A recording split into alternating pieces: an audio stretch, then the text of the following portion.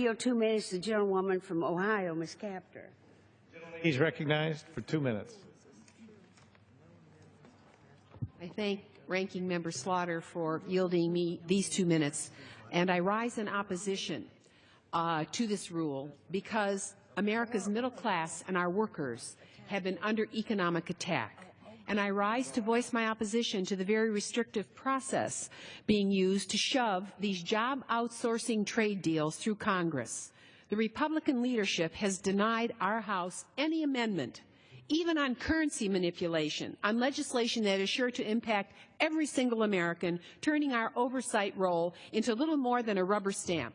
This makes a mockery of the House's clear constitutional authority on trade and commerce. Worse still, this limitation is being pursued because Republican leaders simply do not want to go to conference with the Senate.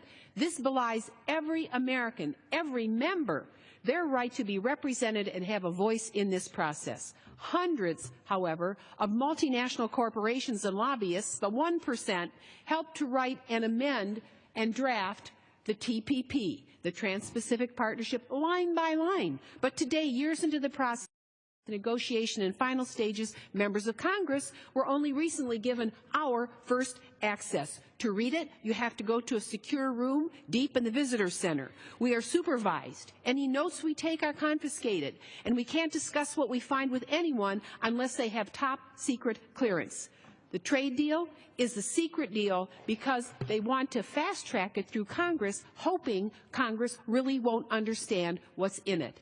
And I find it hard to imagine a more dangerous or irresponsible approach than fast-tracking another trade deal through Congress. TPA, the authority to fast-track, is the gateway to the Trans-Pacific Partnership.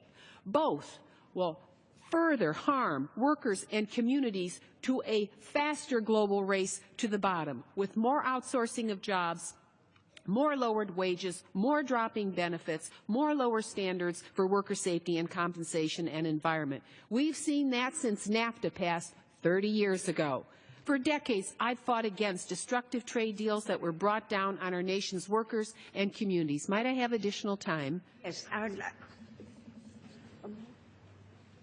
I'd like to yield another minute. The gentlelady is recognized for an additional minute. Over this period of time, every time one of these so-called free trade deals is signed, America moves into deeper and deeper trade deficit, deeper and deeper red ink as more of our jobs get shipped abroad. I remember standing at the corner of Ohio, Michigan avenues in Matamoros, Mexico, and looking at the Trico windshield factory that was moved from the state of New York down there. And Parker Seal, it almost seemed like a movie set, but for one thing, it was real. Last year alone, our trade deficit cost us 20% of our GDP. Is anybody here paying attention, or are we all a part of the 1% and forget about the 99% who've had to bear the brunt of this terrible outsourcing of jobs? Average American wages across my region have dropped by $7,000. This trade deficit didn't happen by accident. Some people got filthy rich off of it. This is a time for America to say, no more. No more. We're going to do it right. We're going to create trade deals that create jobs in our country, create a stronger middle class, raise wages, improve the environment here and abroad. No more taking it out of the hide of America's workers. We are here because we stand on their shoulders. I yield back my remaining time. Gentlelady's time has expired. No on TAA and no on TPP. Gentlelady's time